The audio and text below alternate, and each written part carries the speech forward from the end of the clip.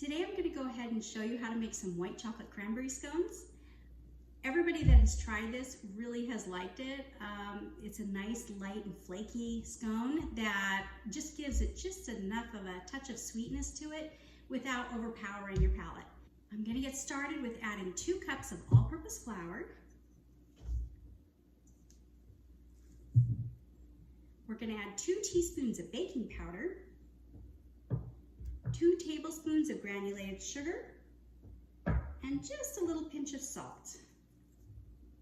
The last ingredient we're going to add is just 1/3 cup of butter. So for this next step, I'm going to put on my gloves because this can get kind of messy.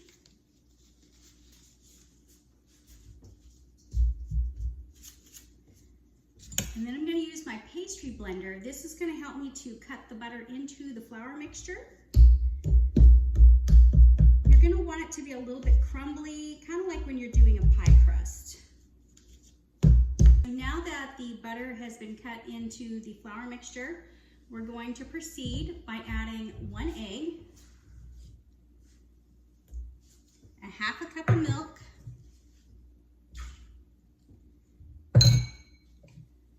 a 1/4 teaspoon of lemon juice, and we're going to add in 1/3 cup of dried cranberries, and 2/3 cup of white chocolate. You'll want to use your hands to mix this up, especially because scones, if you over mix them by using a blender or beaters or anything like that, they will become dense and heavy, so you want to keep these light and fluffy.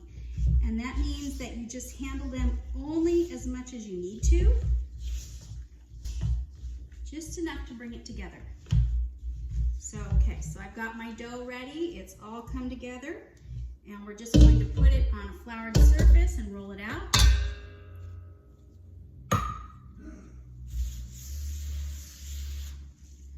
You want this to be about 1/2 inch thick, and we're just going to make it into a circle.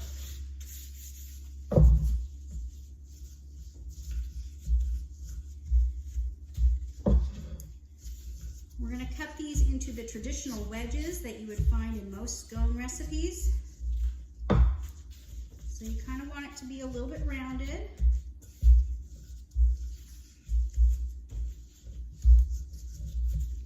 And then go ahead and slice it into your wedges.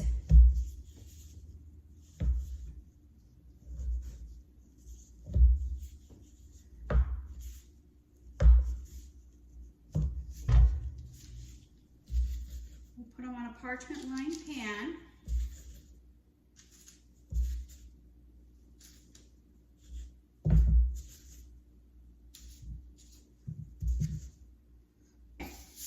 So now I'm just going to bake these in a 350-degree oven until the bottoms are brown. This usually takes about 12 minutes, and then I'll show you what they look like.